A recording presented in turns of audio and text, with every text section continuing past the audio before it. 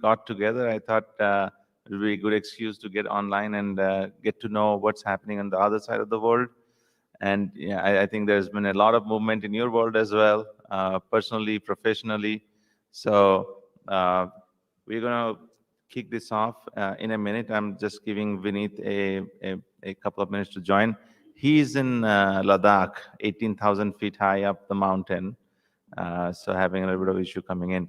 But why don't you take a little bit of a couple of minutes to introduce yourself, and let's start the dialogue. Sure, absolutely. Good morning, Valmiki. I'm super excited to be here today, and it's absolute pleasure to share with you from Singapore, where I'm based at the moment. So I'm Magda Shelley. I'm a cybersecurity professional that started the journey very long time ago in telecommunication engineering. And after that, I found my passion around cybersecurity, which is a domain and an industry that continuously change and continuously challenges every one of us. So I have been in the industry for a long time now, and especially as a chief information security officer, but as well as an advisor in general towards how to implement cybersecurity strategies and how to address cyber risk precisely. That's great. So, Magda, it's been probably 5 years now. We have, met, and there's been a lot of progress in the Singapore cyber arena. And then I heard last night from ISC Square that they're going to open up a new office there. That definitely means, cracking the scene. And you have been responsible for a lot of things, but I think one thing that's prominent is getting women in cyber, and not just in Singapore, but all over Asia. And there was influence that some influences have come over to the West as well. So can you talk a little bit about your work and what you're doing to increase the awareness and the journey so far? Thank you so much, Valmiki, for raising this topic. It is perfect timing. Actually, yesterday we just had the award ceremony for our third edition of the Catch the Flag competition for girls in Singapore. Now, what is absolutely amazing is that the first winner was a girl that was 15, only 15 years old. And the fourth winner was actually another young professional who got interested into hacking and CTFs because of our first edition.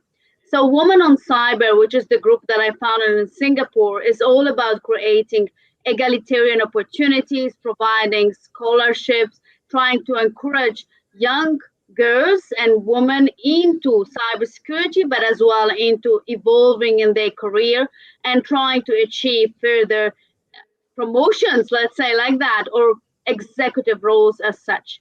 And the CTF, as I mentioned, is one of my I would say proudest achievements with this particular initiative. And it has been proven effective in that sense that even some of the young professionals who were not into hacking or offensive security started to look at that and started to be really interested into the field. Now, again, this not only helps by just talking about it or making one competition, we actually run as well scholarships. So we make sure that whoever is interested into cybersecurity, that they have the right context, they have the right support to start the journey, get the right studies, get the right certifications if needed, and then, of course, the right support group within our community. Oh, that's great. Great to know. Magda, one thing I've always been curious about is when there is a lot of public, I would say, communication messages going out, and you spread out a lot of that word. How much are you seeing that change within the organizations? Are you seeing the makeup of the teams, project teams, program teams, or even broader organizational teams changing, and at the pace at which we kind of expect? Well, I would say there is certainly an increase in interest around cybersecurity in general. Now, I still believe, and this didn't change comparing to last year, that Asia Pacific is still behind, especially Asia. So we see some organizations that are really adopting a more mature approach. They are actually trying to ensure that they have the right resources when it comes to cybersecurity, but some are still not even able to understand what cyber exposures mean and therefore are not willing to understand their cyber risk as well, which of course leads to the fact that they don't have the right resources and they are not as well understanding why they need to hire, for example, a cybersecurity professional rather than relying only on, for example, their IT manager. And this is what I'm seeing here in Asia. The situation has, as I mentioned, evolved, but numbers shows and statistics show that 10% only of companies in Asia have a chief information security officer. So that actually number was shocking for me as well, because I was still hoping to see a little bit more interest. Now, of course, there is still the challenge of finding the right person to drive the cybersecurity strategy and for a company, and then being able to build the team and build the right roadmap across. But yeah, unfortunately, numbers tell the truth, and the numbers are still low in this part of the world. Yeah, no, well, at least it seems like, you've been able to raise the awareness and to a level that they're able to kind of comprehend that. I'm sure there's a lot of support and company, especially in Singapore being a financial hub and the hub of economy. There is some level of awareness that goes. What I'm curious is beyond Singapore in the APAC area. We work with a lot of friends in Australia and New Zealand. I mean, there is another big hub, getting established there, becoming a part of both innovation as well as cybersecurity expertise. What do you see, or what do you think we need to do to accelerate that knowledge and that option of cyber awareness and even basic cyber hygiene in the rest of Asia? I think it's a perfect timing again of this question. We have October, the Cyber Awareness Month, and I would say cyber awareness, as much as we have been trying to discuss about it and raise initiatives, building that awareness again within different, I would say, level of public, different stakeholders within the company, we still are seeing difficulties into getting the message right. And we see that at all levels, from the fact that like someone across that we meet on the street will not understand why or what is two-factor authentication, to cybersecurity professionals who actually have challenges to raise the message properly to the business stakeholders. So I'll say cyber awareness in general needs to change. The way of how we are trying to build the initiatives until today, even though it created a lot of momentum and certainly changed a lot around the overall ecosystem, there is still a fundamental challenge into understanding what it really means for an individual, for a small and medium business, or for an enterprise from a risk perspective. And again, if we look at Asia, one of the main as well industry in Asia is manufacturing. And manufacturing has been certainly an industry that is not as mature as the financial industry, like you mentioned, Valmiki. We have Singapore, a financial hub. We have very strong regulation in Singapore for those companies that are in this industry. However, when we look across all Asia, we have certainly the industry of manufacturing or others that are not so heavily regulated. And in this case, just the awareness of cyber risk that might address or impact non-traditional IT system, for example, operational technology or Internet of Things, is still at a low level. So I think if we look at the overall landscape and where we started and where we are today, we still did achieve a lot. We are shifting from the traditional industries that have been very heavily regulated to industries where actually cybersecurity and cyber awareness are pretty new, like manufacturing again. And I can say examples, textile manufacturing in Vietnam or automobile manufacturing in China. So we have a lot of those kind of areas that are interested. Companies are trying to understand if they need to address the exposures from those particular attack surface, and therefore, of course, it's an opportunity to raise the right message.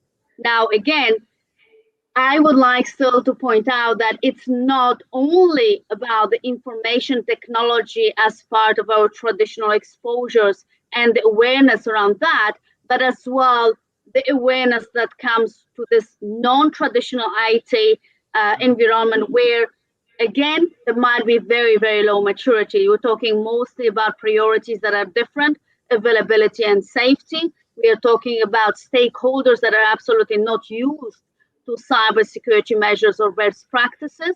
And therefore, cyber awareness again needs to be adapted. Yeah, no, absolutely. I can't even start comprehending the sea change that that follows the change in the supply chain mechanism that has happened. Especially you mentioned about the manufacturing pieces, right? That's a that's a non-traditional IT environment, and you have all the and there is new springing up every day. And Vietnam has become a new hub. Malaysia has always been an electronic hub, but never a cyber hub. They did put together the Cyberabad, that didn't really go that well. But when you put all that together, and put in the retrospect that there are 3.5 million jobs or job openings now that ISC Square just sent out their study.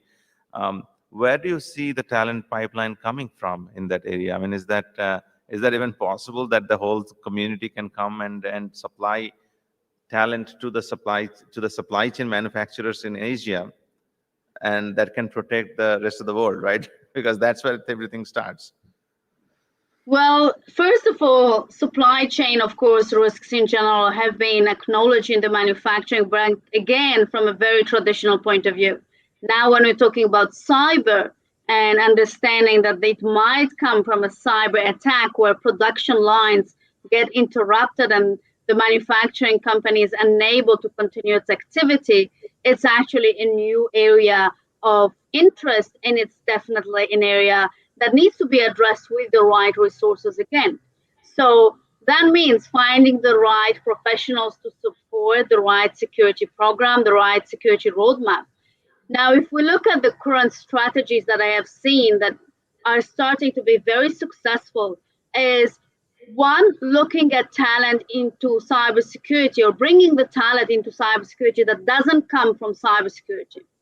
And I think I would like actually to bring here a point that cybersecurity 30 years ago wasn't actually something that was taught in schools, or even if we talked about it, it was very, very little comparing to nowadays concerns and nowadays technologies.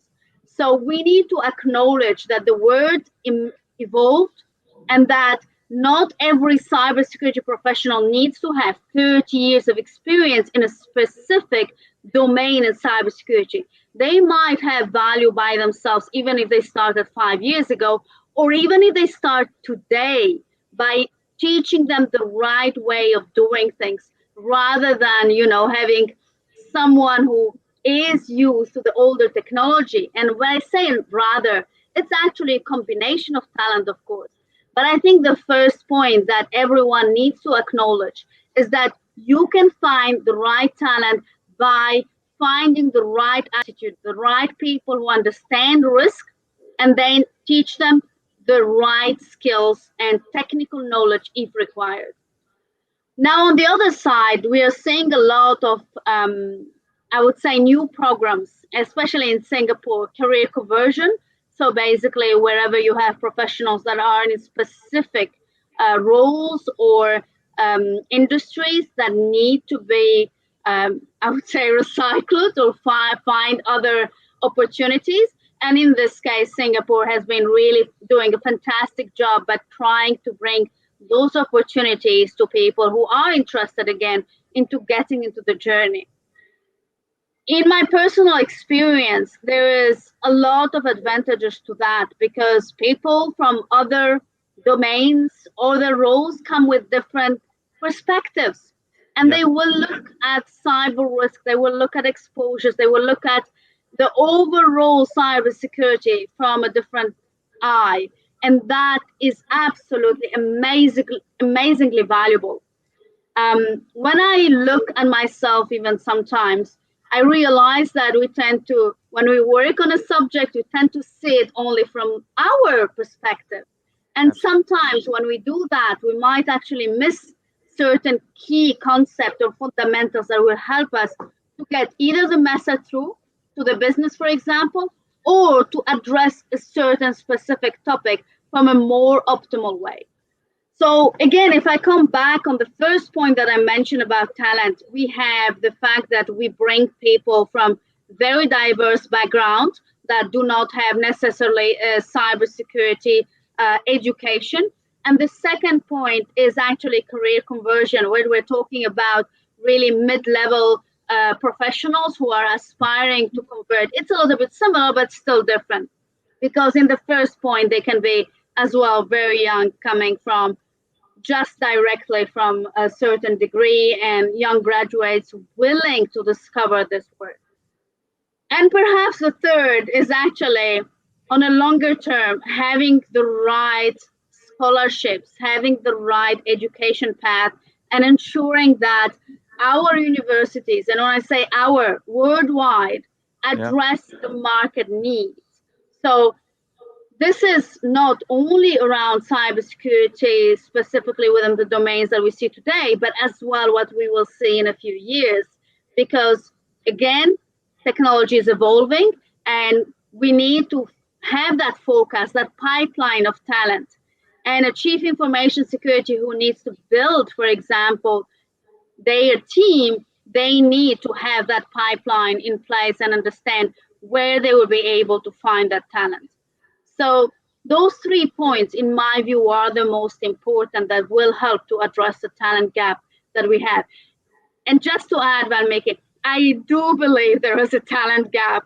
I have tried to recruit many times, and it's absolutely super hard, not only to find cybersecurity professionals in general, but just find people who are willing to start the journey. So we need to encourage them as well and show them how fascinating and amazing the journey can be. Yeah, absolutely. And just like yours, you're a leading example of that, right? So it's I think you brought up several great points that I think need to be executed on and implemented fairly quickly. I think we're kind of running out of time, not only just to fill the gap, but the gap's widening every day, and that's continues to be an issue. Another thought I wanted to run by you and see how this can happen, like globally. Singapore being the financial hub and also the socio-economic, kind of, especially the economic hub of in the APAC, Asia Pac region. Uh, how do you see? I mean, do you see Singapore as the place where you kind of as the catalyst of ideas, and then some regional hubs taking those great ideas up and making it happen? I mean, right now I can't think about the cybersecurity proficiency level at Vietnam, or Malaysia probably is in a little bit better state because they have been investing quite a bit. But all these manufacturing hubs, agricultural hubs in many ways, and that are distributed, they need to have some level of local growth as well in terms of cybersecurity. What's your perspective on making that happen? I think you hit upon quite a few topics that are actually possible in Singapore, but may need some tuning, fine tuning, local fine tuning around the manufacturing belt that has come up there. First of all, we are seeing a lot of not only initiatives, but as well, really frameworks that Singapore is putting in place. So, for example, just recently, I think a week or 2 weeks ago, there was an announcement about the operational technology framework. And this framework will help and support the career path of not only cybersecurity professionals, but as well people coming from the operational technology that would like to evolve into the cybersecurity, and especially ensuring that from both sides they come together and work with a cybersecurity team that will protect that particular company across IT and OT. Now, this brings me to one point that is really important. Singapore has been a role model from many years ago, building those frameworks, ensuring that they are ahead of other countries around in the region with the frameworks, with the guidelines, with as well the right initiatives, for example, around awareness. So what happens every time is whenever there is initiative in Singapore, there's absolute follow up and interest from the other countries. And therefore, there is as well an additional interest. Now, if we look as well at Japan or Taiwan, which actually have a certain level of maturity, especially Japan around cybersecurity, we still see that there is a difference in culture. There is a difference as well around how those companies and how the country in general address cybersecurity. What are the regulatory frameworks in the countries? And again, Asia is very fragmented as a region. So every country has a different, not only regulatory framework, but different guidelines for different industries. And even further, we can go into the differentiating points for critical infrastructure, for example. They don't all consider the same industries or type of industries within the critical infrastructure. So the region is very much driven by what's happening in Singapore, and then they try to ensure that they are able actually to follow the right and best practices. Now, again, this is more Asia Pacific, which includes Australia and New Zealand and the region around the countries around is slightly different in its approach, and they have their own guidelines and they have their own maturity that, in my view, it's slightly as well further across the line comparing to Asia in general. Yeah, no, thank you for that perspective. This reminds me of last trip I had, where we actually met in person with this with the our friends from Singapore was with Director Lee from cybersecurity agency, and when he was kind of putting together the overall national strategy, and then there are three pillars, and I think they resonate very well with what you just said, like build resilient infrastructure, enable safer cyberspace, and enhance international cyber cooperation. I think it's probably been a check mark across all the three. I know Director Esterly joined, and the US and CSA, the CISA in the US and CSA in Singapore had this joint memorandum of understanding that was signed recently. I hope that collaboration continues, and hopefully what we do here kind of transpires to the great I would say collaborative work that goes on in Singapore as a leader in the cyber space as well as economic space in the region. So, any final thoughts as we wrap up, Magda? Well, I would say one final thought is around the fact that wherever we're talking about cybersecurity, depending on the region, there might be differences. We have certainly an increase in cyber maturity around the world. We see an interest that is coming from everywhere, but it does not mean that every country has reached that maturity level. And of course, that means that the collaboration with them, for example, region or between public and private is extremely important. It actually helps to build the right fundamentals to help and support those companies getting into the right direction, ensuring that the society understands cyber risk and implementing what I really always like to say, a social responsibility with cyber awareness. Well, I love that, and I think the whole responsive cyber and responsible cyber theme that you have built around, and now so fairly adopted in the region is as exemplary. Thank you for your leadership. Thank you for always heading in the right direction. But there are so many headwinds, but yeah, you did great, and great to have you this morning. And I know it's late in the evening of a Friday for you, so. Really appreciate you joining us, and it was great talking to you. I'm sure this message will resonate very well. A lot of good plans for Singapore and US to work together. So thank you, Magda. Thank you very much. It was all my pleasure. Thank you for having me again. Bye-bye. Excellent.